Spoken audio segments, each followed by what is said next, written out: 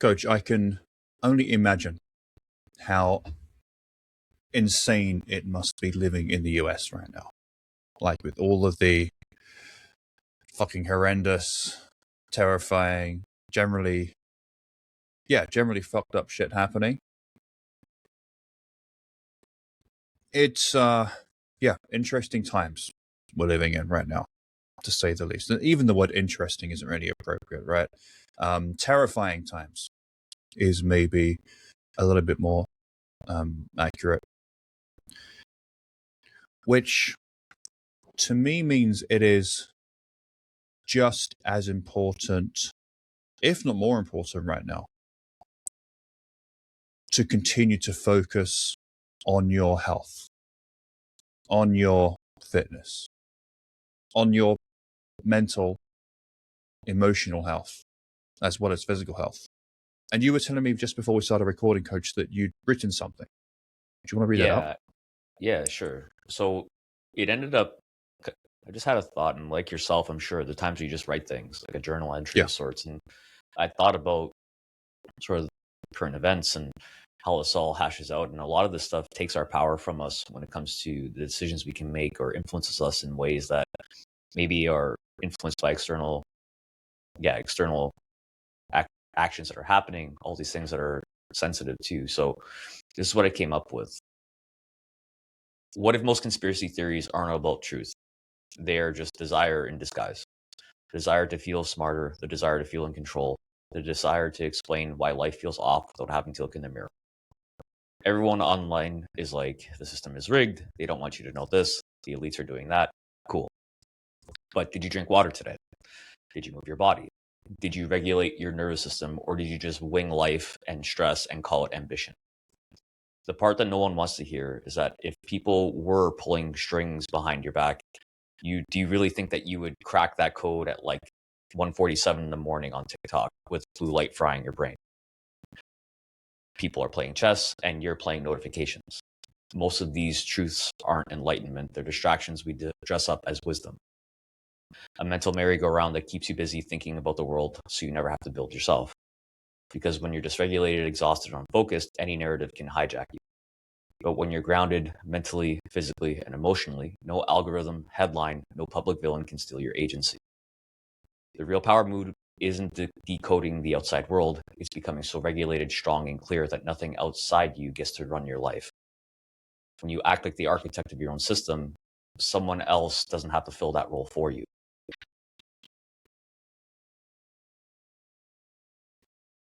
I like that, Coach. Very interesting. Thanks. Yeah. Something that I was thinking earlier on is, what use is there staying up until 11, 12, 1 a.m. on your social media channel of choice, consuming news while sat on the couch and stress eating at the same time? Like, what use is that? Aside from temporarily numbing yourself. That's essentially what that is. That's distraction. Or you could go to bed,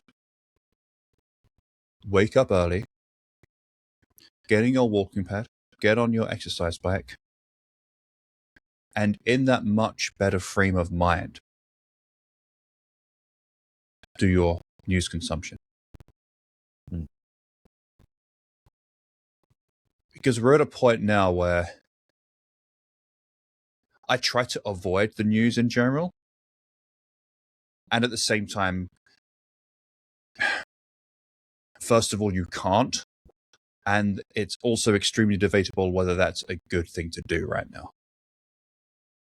Of course. Yeah. You basically, you have to stay informed right now. And the problem is that staying informed, as we're seeing recently, is extremely stressful. It's like it's a net negative on your mental health. Now, that's not to say that you got to stop consuming the news, of course. It's though the not the solution, but a way of doing this in a way that's going to have minimal impact, minimal negative impact, is, as I said, to do it in a better frame of mind. Like not last thing at night. Make a cutoff. Get up early. Do it then while you're getting some movement in. Mm. And it's also, this might sound harsh, but you can't use it as an excuse to stop working out, to stop getting movement in, to stop focusing on your healthy food choices. Hey, Daniel here. I just wanted to jump in and expand on something that I just said. So I just said that you can't use what's happening as an excuse to stop focusing on yourself, on your health, on your habits. Now, what I didn't do a good enough job with on this episode was to be as nuanced as I like to be. So what I should have said was that it's completely 100% understandable that these events may have thrown you off track, that you may have spent the last week or so or longer not focusing on your workouts, not going for walks, not eating as healthy as you'd like to. It makes sense that you would be temporarily knocked off track. And at the same time, you can't stay off track. It is important that you get back to your healthy habits in some capacity. So yeah, that's what I wanted to add, just to add that nuance, because I don't want anybody to feel ashamed, to feel guilty about having fallen off track. It happens to us all. Okay, back to the podcast. Mm-hmm. Now is not the time to allow yourself to become physically weaker. If you have control over that, that is. Like if somebody has medical conditions, okay, we're not talking about that. But if you have the ability to work out, if you can choose to make the time to make that happen, you're going to be more effective.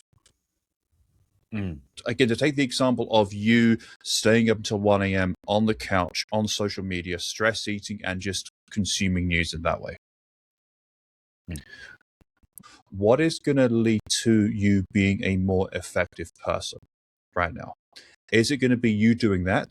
Or is it going to be you waking up early after having the best possible night of sleep that you can manage, and while doing another physically healthy habit, consuming the news, thinking things through?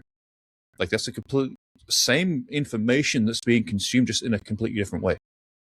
Yeah, I think what you're referencing is what state are you taking that information in, especially Absolutely. with to pair off of what you're mentioning here. It's about quality of life. And when you think of it from a physiological perspective as well, just to try to make it a little bit more about on the biological side of things too. You're at the end of your day, you're exhausted, and you've already had a full day of work. Maybe you've had some trouble with the kids, or there's someone sick, etc. So your brain is already in high regulation. You're stressed, and not in a positive stress way. And now you're consuming this information that's not positive, that further narrows your window of being able to be present, creative, all these things that end up lending itself to having a higher quality of life, a more positive quality of life. And like you mentioned, we're not trying to be ignorant to the circumstances so much as how do we do a thing like consuming the news when it's most favorable for us to look at it from a very objective place? Of course, it's going to evoke emotion. That's what it's supposed to do, right? That's how we stay tied into the system of it. What's happening now is just going to invoke emotion, like however you consume the news right now. Yeah. And along with that, of course, there's terrible things going on. So you should feel an emotion from it. Yeah.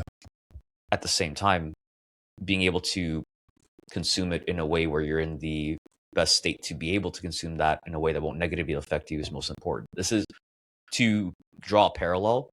You don't go to the grocery store when you're hungry, because then you know what happens. So you go when you feel like, okay, I state of mind, I go with a list, I know what I'm doing, here's what I'm looking for, etc. Maybe you grab one or two extra things. Maybe that's the odd video in between the other videos you're watching about whatever. Yeah. At the same time, we don't want it reducing our quality of life. there's a quote from Gandhi of like, be the change you want to see in the world. So if you want to see people be more regulated, be more kind, be healthier, have a better quality of life, then you have to instill that in your own actions and take that responsibility for yourself as well.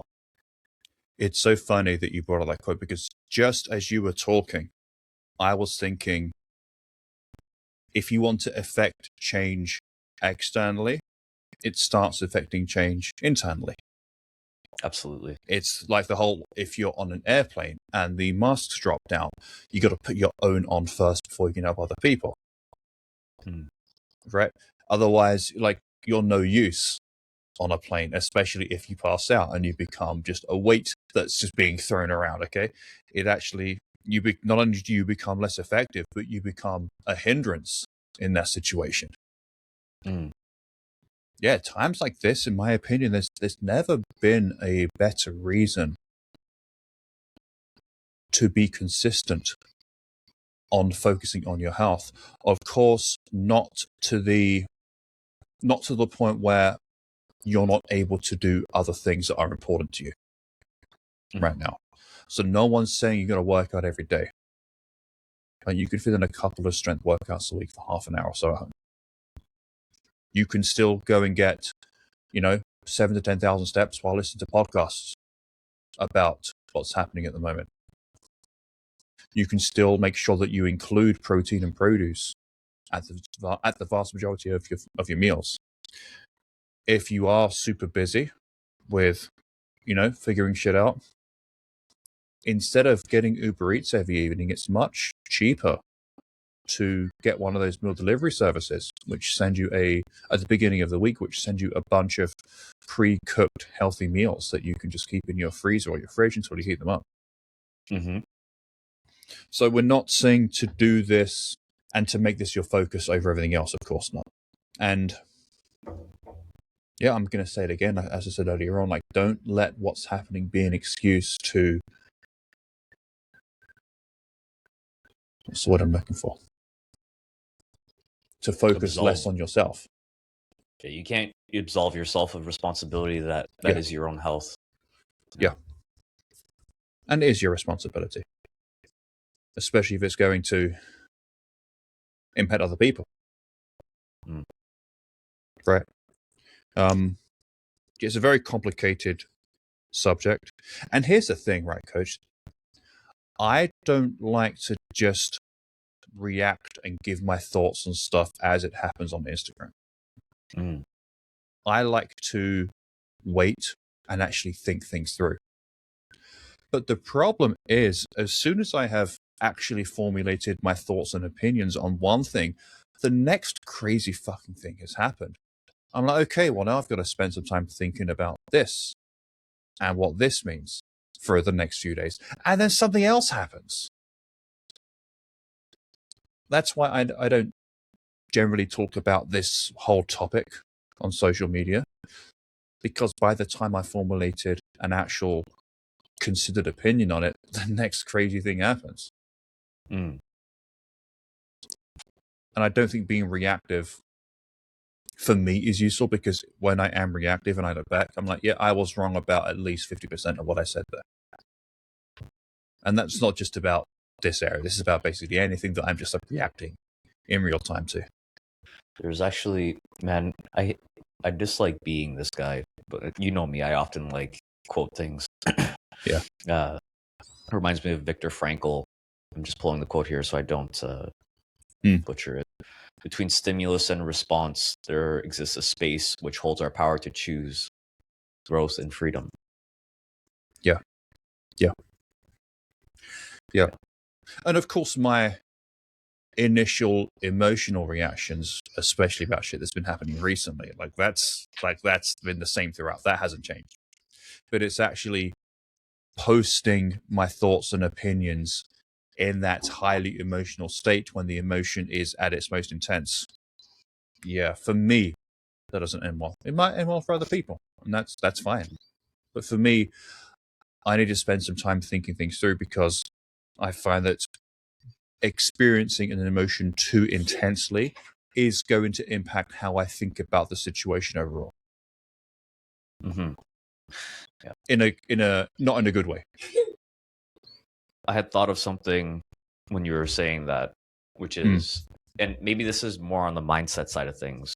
So if it doesn't fit the pod, let me know. It's fine. You know, it's really hard to outthink a thinking problem, right? So Yes. you can't outthink your way out of that. So Yep. what is the option? Instead of trying to be from the neck up, there's this idea of being into the neck down. So if I'm feeling anxious, sad, worried, concerned, all of these things, how do you change your state? How do you change that mental state? You can do it through movement, through breathing, through journaling, taking some sort of action. It makes you feel like you're doing something. And it's, again, you can go through that coping strategy of scrolling persistently and consuming more of that information, or you can use a different stress management tool, which is also a stress, which is exercise, movement, breathing, cooking, all these things that also require time. And they're going to help you process that through these cathartic activities that are helpful to a degree of process as well. And then come to a conclusion, like you had mentioned, maybe speak about it then. Yeah, absolutely. See, I wanted to acknowledge that on the podcast today. Yeah, crazy times, huh? Yeah, I think I'll quote you, never not. Sorry? I said I quote you today, never not. Yeah. Always crazy times. Yeah. Yeah.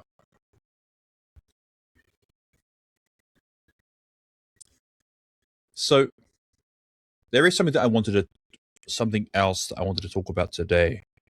Obviously not tied to current events, but tied to physical health and also emotional health. But I wanted to ask you, Coach, what are some underrated or fairly unknown or just not often discussed things to spend your money on that will improve your health? Or we can think about that in terms of like physical health. We can think about that in terms of mental health as well. So can you repeat the question one more time? Sure. What are some underrated, unknown, or less known things that you would recommend spending money on that can have like much more of a positive impact on somebody's health, whether it's physical health, overall fitness, mental health, than you would expect? The initial thought that comes to mind with this is actually I had gone to see one of your countrymen, Chris Williamson, on stage in Toronto. Okay, and he had said, cool. I'm not even going to pretend to do an accent because that's not a thing. Let's do it. Let's try, Coach. Come on. Try to do his accent, his northern accent. Vitamins, right? That's it. Yeah, it's not vitamins. Pretty good. Vitamins. Yeah. Yes. Yeah. Okay, sweet. So he had said, thinking about doing the thing isn't doing the thing. Creating a post about doing a thing isn't doing the thing. Googling the thing isn't doing the thing. Buying the thing isn't doing the thing. You're going to have to do the thing to do the thing. So yes, making a particular purchase, whether that's something like coaching, like we do, sure, that'll help you with your fitness and your health. Awesome. But you still have to do the things that we suggest you do. Sure. You can buy a journaling app. You can subscribe to MyFitnessPal.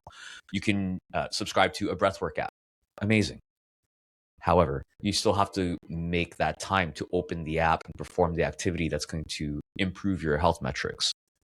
In saying that, particular things that would be beneficial for you would be the things that buy back more time for you. So like a meal delivery service, having someone who, if you have the resources, to come in and clean your house once every couple of weeks, and then you maintain it on the weeks in between. Which meal services have you tried before, Coach? Not that we're going to be, this is not a recommendation. This is just me asking you which ones you have tried. Yeah, I've tried Factor Meal Prep before, which is pretty great. Yeah. I actually have it right now. I'm going to have it after this phone call or after this podcast. Yeah. Phone call. That's the only one that I've tried, and I thought it was great. I really enjoyed the meals that they provided. Yeah. Again, they're not a sponsor. We have no affiliation with them. We are just two guys telling you things that we have tried and enjoyed. That's it. It is not a recommendation. Yeah. And no recos. Yeah. What else? Doing yourself a favor if you're doing something like commuting wise. Maybe instead of driving to the place you're going to, you Uber there. If again, this is all if you have the resources to do that. You Yeah. Uber or take a taxi there, so this way you can work on stuff in the back while you're en route there, so you can buy yourself more time. What is taking up the resources for you that could be outsourced to other things? Because if we do that, then now we've gotten more time back. And getting more of that Yeah. time back is going to allow us to be more present in the moments and situations that require us to be more present, whether it's being with your family, whether it's being with your friends, whether it's just having dedicated downtime for yourself to process the rest of your day. Does that kind of track with you? Absolutely. Yeah. I think anything that buys back your time and gives you more time is a smart thing to do. Take some stress off, especially like the meal delivery thing. If you've become so busy that you've defaulted to Uber Eats for, half the week or more for your You might evening as meal, well. yeah, you may as well just like switch to a service similar to Factor. Coach, for 1 second, like think of this process. Okay, you open up Uber Eats. Great. You're going to spend, the average person spends anywhere from 10 to 15 minutes, maybe 20. These are just anecdotal Yep. stats I'm pulling out. 20 minutes to figure out what you're going to have. Okay, great. You place the order. It's going to cost you $20 plus $20 delivery fee. So you're paying $40 for this meal. Awesome. Great. Now it shows up cold and then you're going to eat it. So the whole process has taken an hour for you to save time. And it also costs you. And you're sitting there in anticipation. You're not really getting anything done because there's a thing that's going to be happening in the next 30 to 60 minutes or so. So you're checking your phone, you're looking at whether the driver is, you're then going back to something else. So you're switching between tasks, which is not going to save you any time. Yeah. Get something delivered. So at the beginning of the week, these services will deliberately deliver or however many meals you want. And you keep some in your fridge, you put some in your freezer, depending on how long they last for. You put reminders in your phone the morning that you want to have it for dinner that day to take it out of the freezer or to put it in the fridge 24 hours before, however you want to defrost it. Yeah, automate that kind of thing. I think that's a huge one. That is really a huge one. And by the way, if anybody listening to this, if a friend of yours gives birth, a fantastic gift that they would love, because I'm sure they have enough baby clothes, okay? A fantastic gift will be buy them a couple of weeks worth of lunches from one of these meal delivery services. Like that was probably of all of the gifts, and of course we were grateful for any gift that we got from anybody. But in terms of the most short-term useful gift that helped my wife the most after giving birth to our youngest, her sister-in-law gifted her, I think it was 2 weeks worth of lunches from Factor. Beautiful. Yeah. What I was going to tie onto this as well was, okay, great. Now we have all this extra time that we purchased. Great. Now what are you doing with the time that you have? Because there's a cost piece as well. So if you're going back into the infinite scroll and just saving time so you can do that, then okay, maybe then you have time to cook. Yeah. Maybe you don't want to cook. Yeah. And that's okay too. But recognizing what you're doing with that extra time is important. Doing that audit. Get a workout in. Yeah. Or just experience less stress because you've got to take this kid to that thing at this time and then pick up the other kid from this thing at that time. And then you're kind of thinking on the way doing those things like, okay, what the hell am I going to do for dinner this evening? There's literally nothing there. Okay, we'll just have to get a pizza tonight. Just knowing that there is way less stress so you can like just go through that evening, have it flow easier. Your kids go to bed, you don't need all that me time suddenly, so you can go to bed at a more reasonable hour. So yeah, maybe it will give you more time to work out. Maybe it will also just take some pressure off and have you feel less stress, improve your sleep quality long term. Maybe that's the kind of result that you're going to get from that as well, which is also a fucking great result. Yeah. And I think there's maybe a bit of stigma around like in office culture, for example, because many people are back to work now, right? There may be a bit of stigma around, well, I don't want to not go out with my coworkers and go to lunch somewhere or go down to the food court, whatever it is. I don't want to be microwaving my food. I don't want to be that guy microwaving fish in the office. No one fucking cares. No one cares. Seriously, nobody cares. Do what you need to do for yourself because you're spending money in areas where you could be saving money. And that is where you bridge the gap as to where you have more resources to buy your time back. So instead of spending $20, $25 on lunch, you're doing one of these meal delivery services, which is going to be better quality nutrition. It's going to have higher protein content, and it's more than likely going to taste better too. And the ingredients are actually in there that are on there, versus going to some place where you're spending more for something that is not contributing to your long-term goals as well. Exactly, Coach. Yeah, well said. Yeah. You mentioned MyFitnessPal earlier on. I think if somebody is already using it consistently with the free version, I think the paid version, like the lowest level of premium that basically turns it ad free, lets you modify your calorie intake according to what day it is, that gives you the specific calorie and macro breakdown of each meal as you're going through the day. I think that's awesome. I think that have you used paid before? The paid MyFitnessPal? Yeah. I've been using the free version for the last few months, and then it's funny, just today, by the way, if you can see anybody cooking behind me, that's my daughter's foot. She's just over there on the couch. I upgraded to the premium version today, the cheapest level of premium. And again, I'm not sponsored. And immediately I'm like, oh, I fucking love not seeing all these fucking ads. I love seeing the breakdown of this is so much better for I think it was 120 Canadian for a year. Nice. Right? But also, no one needs to be tracking for a year. Like, subscribe to the monthly one for the next, whatever, 2, 3, 4 months, however long you need to be while you're in a calorie deficit, and then cancel it. It'll be like $50 at the very most. That's Canadian dollars too. Just for the next few months. For such, I don't know about you, I fucking hate ads. And all the ads on apps like that are just shit. It's never anything that you have any kind of interest in at all. Okay? Go. I think that is definitely a quality of life improver, paying for MyFitnessPal. If you're in the US as well, and the free version won't let you use the barcode scanner. Yeah. But if you pay for it, but I think paying for the damn thing for a few months is fine. In fact, I remember somebody reaching out to me a few months ago saying, "Hey, now that MyFitnessPal is paid, is paid to use the barcode scanner, what app would you recommend?" I'm like, just use MyFitnessPal, just pay for it. If it's not in your budget, I get it. Okay, there are lots of free apps out there. But we are talking specifically right now about if you do have some extra disposable income per month and you want to use it on improving the overall quality of your life, physical health, mental health. This will do both. It will make it a more pleasant experience to use MyFitnessPal, and you will therefore want to use the app for longer, and you will be more consistent with your tracking, which will just be a better thing for you overall if you are trying to lose weight right now. So yeah, how about you, Coach? Do you pay for MyFitnessPal? No, I use the free version. Are you tracking at the moment? Yeah, I'm tracking right now. I'm on I think I'm on a 21-day streak if I'm not mistaken. So yeah, Coach, yeah, I will pay for a month of you using it. Okay, try it for a month and then come back. Okay, fine. We'll give it a shot. Okay, yeah, I'm down. Okay, do it, and then seriously, I'll pay for it. Seriously, this is an experiment. Yeah. Okay. What would be of more value? Give me 2 weeks of Factor. I'm just kidding. Oh man. Okay, I'm down. I'll give it a shot. Yeah, cool. And then seriously, sign up for a month.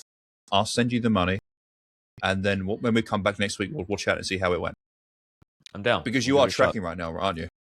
Yeah. I've been tracking. I've been in a deficit. Actually hit a new low the other day as well, which was kind of nice. But again, definitely fluid fluctuations. So I'm not gonna just celebrate that. But yeah. Oh, and also, I have MyFitnessPal open when I'm doing our client check-ins, and I'll have a look at their tracking for the last 7 days. When there's no ads, it's so much nicer to check their logging for the last 7 days, because the ads can randomly pop up at the top, and it pushes everything down the screen a little bit. Like, that doesn't happen. Is that gone? Yeah. If there's no ads, it just stays in spot. It makes the whole check-in process with everybody much easier too. I see. Okay. There's now you're excited, right? You see. Yeah. Again, I am not sponsored by MyFitnessPal. I think there are lots of things wrong with it as well. Like, I hate their calorie recommendations for people. And that I fucking think it's exercise terrible. calorie shit, bro. Oh my god! If there's one feature to get rid of, the paid version, you can get rid of it. amazing. With the paid version, you can disconnect the whole adding exercise calories in MyFitnessPal 2. Now, it sucks that you have to pay to get rid of a bad feature, right? Right. But there you go. Noted. Yeah. Cool. So yeah, I think MyFitnessPal is one. Yeah. Another app that I pay for, and I only started doing this when I heard a guy called Rory Sutherland recommend this. Now he's a well-known marketing guru in the UK. Works for Ogilvy, which I think is a fairly well-known marketing organization. And he said that he pays for YouTube Premium, and it has been a game changer for him. So I tried. I'm like, okay, now YouTube is amazing. Without the fucking ads that you get, YouTube is just such a nicer experience. Because I don't know about you, Coach, but I like watching things that will teach me about stuff. I like learning stuff on YouTube. That's how I mostly use it. YouTube University. Exactly. Right. Yeah. I think it was also Rory Sutherland as well who said that YouTube is essentially the video version of Wikipedia now. Like you can learn anything that you want to learn about any subject on YouTube now. And it's a fucking pain in the ass waiting for 30 seconds at the beginning or 10 seconds or however. You got to hit that skip ad button. Then another ad comes up like part way through just as they're about to get to an interesting part. You got to wait another 10, 20, 30 seconds. Some of them are just unskippable. You got to wait for the full 30 seconds.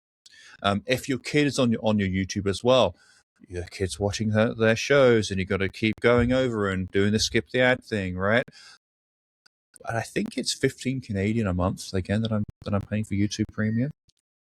I honestly think if you are paying for like Disney Plus or Netflix or whatever other streaming apps that you're using, like cancel one of them and try YouTube Premium for a month.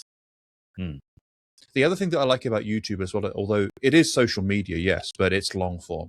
And I think that long form content is just so much better for your brain than consuming tiny pieces of short form content on TikTok. Like I just don't go on TikTok like ever. I hate that app. I know you and I have discussed about putting clips from this podcast on it, but no, I'm not going to do it because I don't want to go on there. It's not going to happen. But YouTube, I'm good with.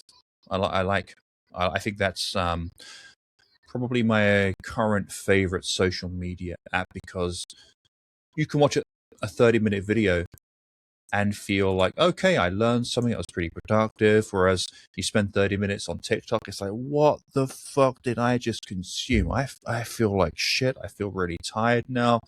No. So, and I think YouTube Premium is one that I am happy to pay for. And to be honest, I would pay double that at least. If they double their prices, I'd still pay it. I think it has that much of a positive change on using YouTube Premium. I'm trying to think of what apps I would use or what apps I would pay for. Actually, you know what? One app I just started using more recently it's this app for journaling called Day One. Okay. So you just pull up the app and you just journal. It's a journaling app. It's simple, but it times it. It tags your location, let you know where you did the journaling from. And I believe the main feature is that in the following year, it shows you where you were last year, so you can kind of like trend track and just see how progress has been for you over time, and just reflect on that too. I think it's a good way to express gratitude too. So nice. That's cool. Day One. Yeah. Did you say it's called? I think it's called Day One. Let me double check. Okay. Yeah. So yeah, those are some things that I'm happy to pay for, like YouTube Premium, MyFitnessPal, and as you say, Coach, maybe track for at least a week before paying for it to make sure that you will actually keep up with the habit. Because like there's no point paying for it and then not using it. Yeah. So in this journaling app that I mentioned, it is called Day One. It tells you about this on this day feature. So after you've done it over a year, then after you can go back to the previous days. But also you can put things like text in there, photos, videos, audio recordings, Ah. documents, and scanning, which is pretty cool too. Because sometimes like you can't necessarily do that in a written journal, right? So you can write like, I don't know, the text where you found out that your daughter got an award at school. You can save that, and it's something special, right? And you can in a That's year be cool. like, hey, remember, So I think it just captures moments in a bit of a different way too. Because I know people, they open up email accounts for their kids and they send stuff to the email over time. But the problem is that if you don't sign into an email address after a particular time, it just gets deleted. So this sounds like a good workaround. I'd be interested to know with the Day One app if there is, like, let's say you died. Like, can somebody inherit that journal? Can somebody else read it? Do you have that option to be able to do that? Because that will be cool. That's super cool. Yeah, I don't know. And then it'd be like, I guess, like a biography of sorts. I think that's one reason why people like keep journals, or like there's like the 5-year 1 line a day journal that people have. They keep that and they just give it to their kids when they're 18. Like, okay, here's like the last 18 years of your life I've been journaling, one line a day. I wonder if it has that feature. That'd be interesting. Yeah, I'm not sure. I haven't dug too much into it. I'm still using it on a free capacity, so I'm sure, I mean, I'll be purchasing it once the trial is over, because I'm on a streak with that as well, and it feels nice to have those opportunities to reflect in the morning too. Yeah, and if paying for something as well makes it more likely that you will actually do it, then I mean, and that has a net positive impact on your mental health or your physical health. Great. In fact, maybe if you've had trouble tracking, maybe paying for a calorie tracker is a good idea. Yeah, it's a you don't want to waste your money, right? Yeah. Cool. Anything else, Coach, that you can think of? I know which apps I would take off of my phone, but I don't think that's where we're going. Yeah. Yeah. Anything? How about other stuff? That's not an app that you think it's either like underrated or people just don't know about it, that you pay for, that you find benefits from doing? Yeah, absolutely. Like I mentioned, well, you had brought it up. Like I go to do contrast therapy. So I do sauna cold plunge. I do it at a place called Othership in Toronto. I am an ambassador for the space. So I definitely encourage people to go there if you are in Toronto. What does contrast therapy look like for you, Coach? Like, what is like the session look like? What do you do in what order? Yeah, so there's 2 types of classes that they have in this space. One is what's called a free flow, where you just kind of go through the space however you please. You go in the sauna, or you can go to the cold tubs. And then there's also what's called like a social, where you can go in there and people are encouraged to be social with each other, connect, get to know people. It's like a third space of sorts. So this way people can go and connect and meet others. But then they also have these really cool guided classes where you spend about 20 minutes in the sauna. They take you through guided breathing. They do a lot of visualization exercises and meditations.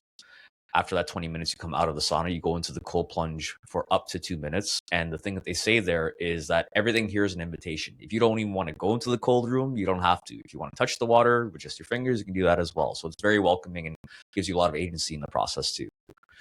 After that, you come back into the sauna. There's an integration period where you integrate the hot and the cold experience for yourself internally, again, like another meditation. And they do this really cool part at the end where they do what's called the class share, where people talk about their experience in the class. It's something come up for them, helping them just like express maybe the day that they had. It just creates a really good sense of community as well. And I think in that, there's a lot of value in having that third space to be able to go there and have that connection and community with each other, because that's also a determinant of health as well. It's that social health, right? So there's a study out of Harvard. It's like one of the longest studies ever done. It talks about the social determinants of health, and relational health is the main thing. So especially in a world where there's a lot of like work from home, where there's a lot of, being able to be independent and by yourself, having that relational health is one of the top indicators of the quality of life long term as well, and determining how long you're going to live for. Totally. Yeah. So I guess if you work from home and you're single, but even if you're not, and let's say your interactions are limited, or the number of people that you interact with each day is limited, I think joining something like that, or just like anything, doesn't really matter. Anything that will involve you interacting with other people is going to be a good move. Yeah. And you can also go with your spouse, Yeah. right? Or your Yeah. partner, and just take a day for yourself to do something that is different. You can't bring your phone in Yeah. the space. So it's a tech-free environment, which is awesome. Mm, So you get to disconnect from all that stuff and just be present with yourself or the person that you're with or whoever you meet. yeah. On the complete flip side, if you live in a city, you're super social. You're at work, you're always plugged into stuff. Something that I did once, and this would have been in it was either late 2020 or early 2021. It was just before I moved here to Nova Scotia. It was in Toronto. I did an isolation tank. Like a sensory deprivation tank. Exactly. I'm a So big fan of those too. I loved it. I think it was a 90-minute session. Float Toronto, I believe. Yeah. Float, that's the one. It was Float Yeah. Toronto, yeah. And the water is body temperature, so you don't feel cold, you don't feel hot either. It's full of salt, so you float very easily. And you can either have it be completely pitch black or a little bit of light. You can have it silent or some relaxing music, and I kind of cycle through all of them just to experiment. But you feel weightless. It's great, and it took some time. It was like, okay, this is weird, but then it took some time to actually settle into it, and it was super. They also give you like floaties if you're next in an awkward spot, or for example, or like your lower back or something. But 90 minutes, no tech, silence.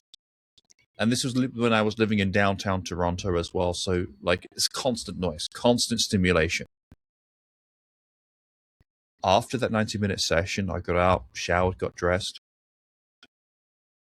I'd been having a little bit of back pain at the time. The back pain like temporarily just disappeared from like having like no stress on it, right? Like no weight on it for an hour and a half. And I was just the most relaxed I had felt for years, honestly. Amazing. Yeah. And that it's not cheap to do that kind of thing.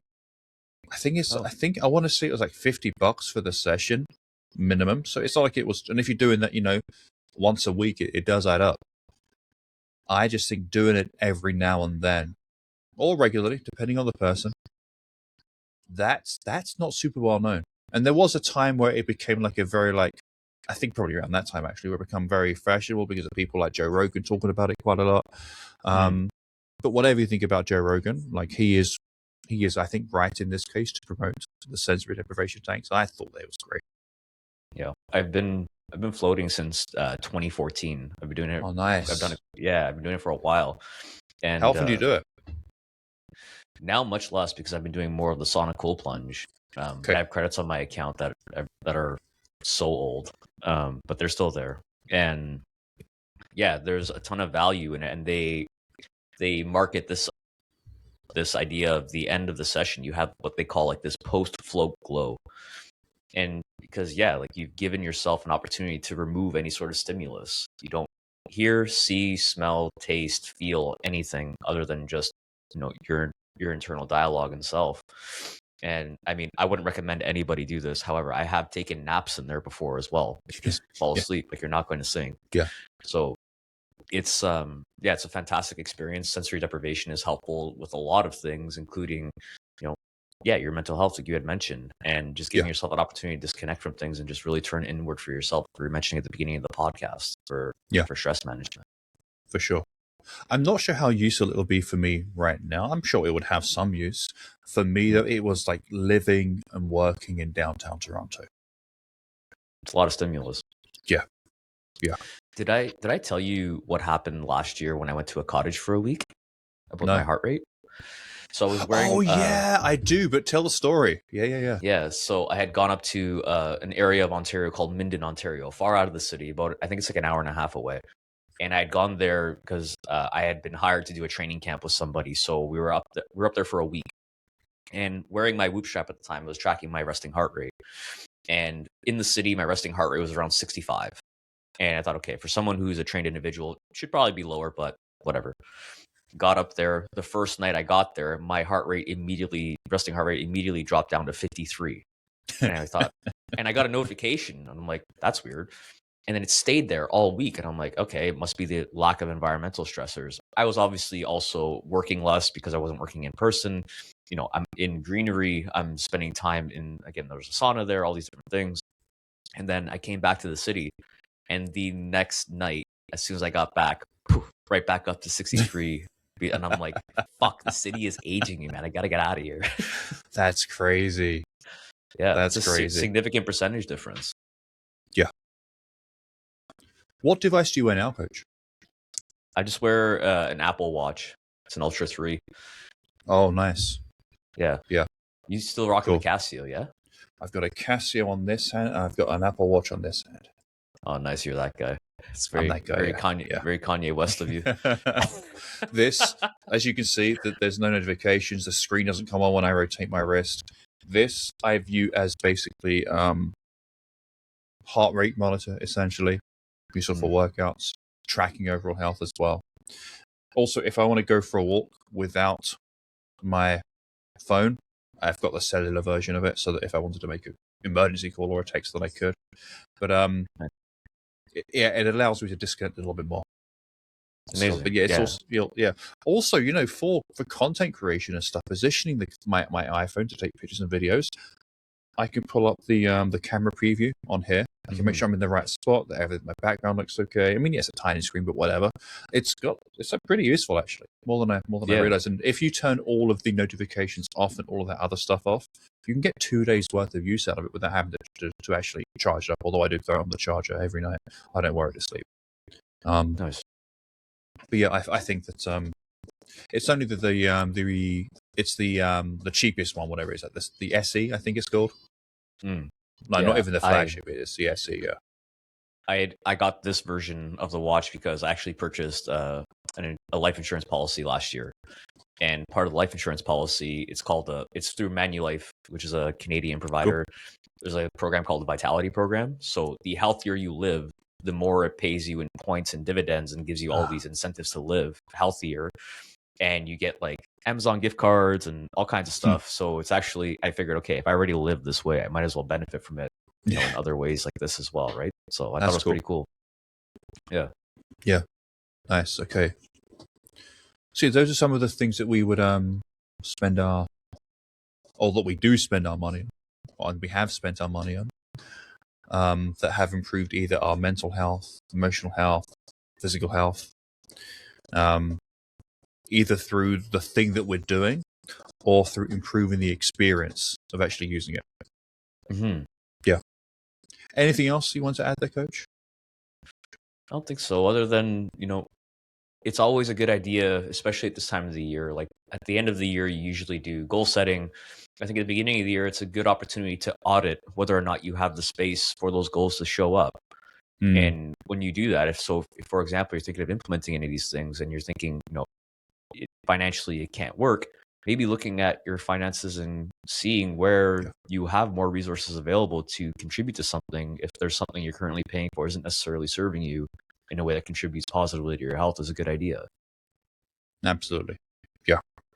You don't need more than one streaming service at a time, let's be honest, right? Yeah.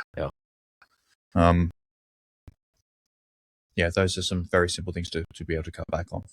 Okay, Sante, thank you so much for this week. This one is a little bit shorter than last week's one, the over 2 hour podcast.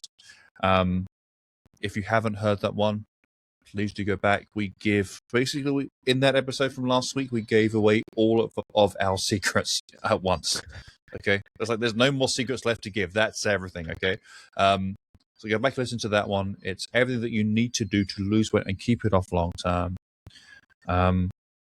Thank you for listening. If you enjoyed this episode, a bit different from our regular ones, but I think we thought, it's kind of important that we do acknowledge what has been happening.